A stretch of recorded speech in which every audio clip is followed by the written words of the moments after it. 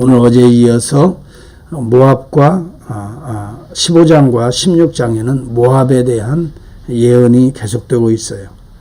특별히 모압이 왜 하나님의 진노에 의해서 멸망할 수밖에 없었나, 어제는 그 모압의 역사에 대한 이야기를 잠깐 나눴고요. 오늘은 여기 본문에 의지해서 보니까 두 가지가 등장합니다. 하나는 이스라엘 백성 유다가 어려움을 겪을 때 돕지 않은 내용에 대해서 이야기하고 있어요.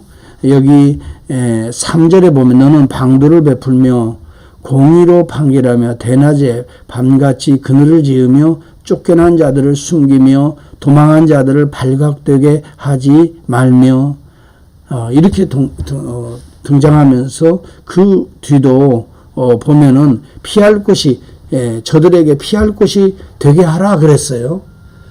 이 말은 여러분 역사를 생각해 보면 쉽게 이해가 가는 내용이에요.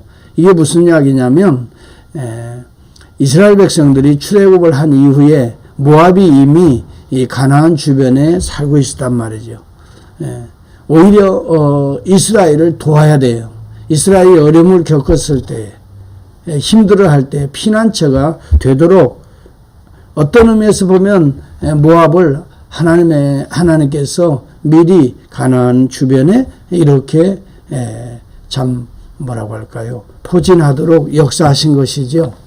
하나님의 구원의 역사에 동참할 수 있는 은혜의 기회들을 주시는 거죠.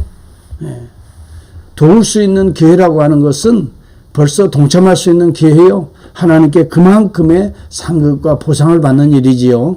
왜? 하나님 나라의 역사니까.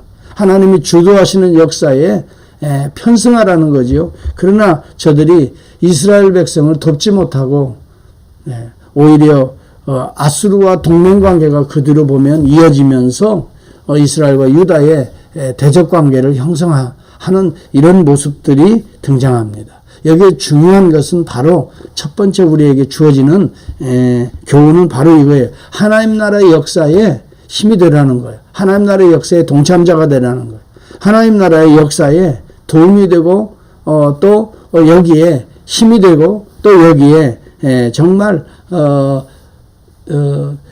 하나님 나라의 뜻을 잘 분별해서 여기에 힘이 되고 또 역사의 주관자가 되고 또 정말 주님이 이끌어 가시는 일에 동참자가 되라. 이런 의미로 우리 오늘날의 이 시대에 교회를 세우고 또 교회 백성들을 모은단 말이죠.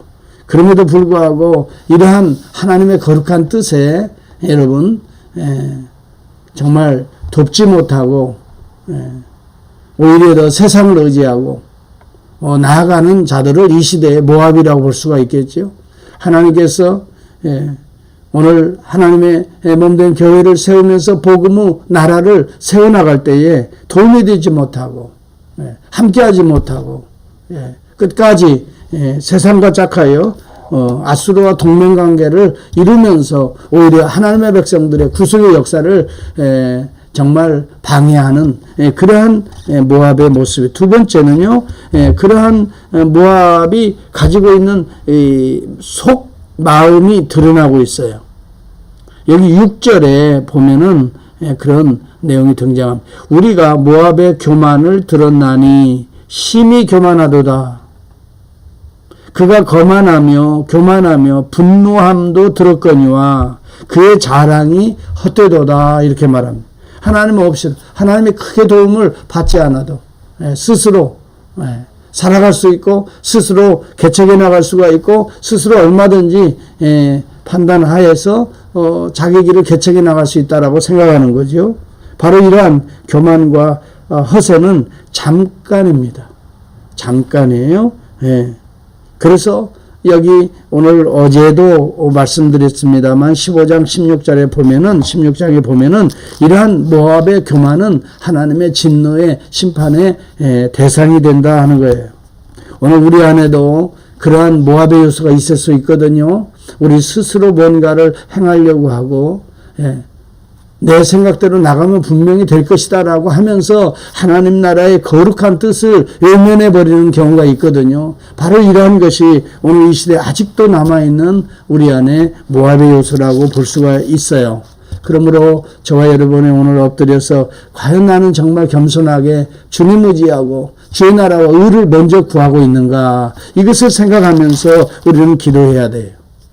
그렇지 아니하면 자칫 여러분 내 생각대로 내 뜻대로 나가다 보면 뭔가 여름 실과를 딸 것이다, 가을에 결실을 얻을 것이다, 농작물이 풍성해질 것이다, 내 인생이 행복해질 것이다, 천만에요. 여기 모압에 보니까 이것들이 다 우리에게 오히려 슬픔을 가져다 줄 것이다, 이렇게 예언되고 있어요.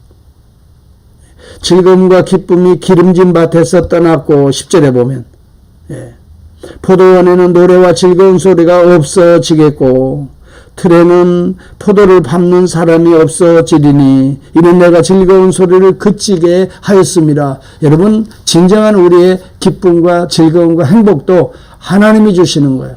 이것을 그치게 하시는 이도 하나님이세요. 그러므로 우리가 주의해야 될 것이 바로 이런 점이에요. 하나님의 기쁨을 구하고 하나님의 뜻을 구하고 하나님의 나라와 의를 구하면 현실이 어려워도 하나님은 우리에게 필요한 것을 아시고 채워주시는 하나님이세요. 먹고 입고 쓸 것을 너희가 염려하고 근심하고 걱정하지만 그의 나라와 의를 먼저 구하라. 이 먼저라고 하는 개념을 우리가 잘 기억해야 돼요. 하나님의 뜻이 중심이 되어야 된다는 말이에요. 이것이 핵심이 되어야 된다는 말이에요. 나머지 것들은 곁가지가 된다는 말이에요. 여러분, 오늘 저와 여러분이 하나님 중심으로 나가게 되면 하나님께서 우리의 인생을 책임지실 뿐만이 아니라 우리 인생이 열악해 보여도 남은 자를 통해서 하나님 나라의 거룩한 씨를 통해서 새로운 역사를 만들어 가시거든요. 그러나 우리가 환경을 보고 열악한 우리의 자신을 보고 우리의 갈 길을 생각하고 나간다면 여러분, 이것은 모압의 모습이 되어버리고 말 것입니다. 우리는 여기 본문에 보면 하나님께서는 거룩한 씨앗을 통해서 다윗의 장막을 다시 굳게 세우실 것을 이야기해 주고 있거든요. 5절을 여러분 보시기 바랍니다. 다윗의 장막에 인자함으로 왕위를 다시 굳게 설 것이다 그랬어요. 그 위에 앉은 자는 충실함으로 판결하며 정의를 구하며 공의를 신속히 행하리라 말합니다. 여러분, 이스라엘과 유다의 역사를 쭉 보면은 다윗의 왕권이 흔들릴 때도 있었어요. 그렇지만 하나님께서는 항상 이런 고비를 지나가게 하시고 다시 세우시는 거예요. 그리고 마침내 이스라엘이 실패하게 될 때에 하나님이 실패하는 게 아니에요.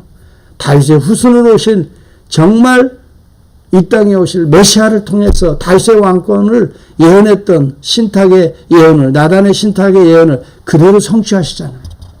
오늘도 예수 그리스도가 십자가 지고 여러분 고난받는다고 다윗의 왕권이 무너지는 게 아니에요. 다윗을 통해 약속했던 그리스도의 왕권은 더 오히려 부활하심으로 승천하심으로 지금 보좌에 앉으셨습니다. 오늘도 마찬가지입니다. 오늘 이 땅에서 우리가 때로는 힘들고 어려운 고비고비들을 지나가고 있지만 다윗의 왕권은 오늘 그리스도에서 성취되었고 그리스도의 왕권은 결국 굳세 질 것입니다. 오늘도 소수의 남은 자들을 통해서 오늘도 역사하시는 그 하나님을 찬양합니다. 오늘도 그 하나님을 의지합니다. 오늘도 저와 여러분이 바로 여기에 주인공이 될 수 있도록 오늘 하나님의 은혜가 저와 여러분의 오늘의 한날의 삶에 부어질 수 있기를 주의 이름으로 축복합니다. 믿음을 가져야 됩니다. 그리고 거룩한 삶의 길을 선택해야 합니다. 또 우리는 사랑의 길을 선택해야 합니다. 진리의 길을 선택해야 합니다. 성령이 인도하시는 길을, 주도적으로 인도하시는 길을 우리는 순종하며 선택해 가야 합니다. 바로 여기에 다윗의 왕권이 견고해지고 그리스도의 왕권이 견고해지고 오늘 하나님 나라의 이 의와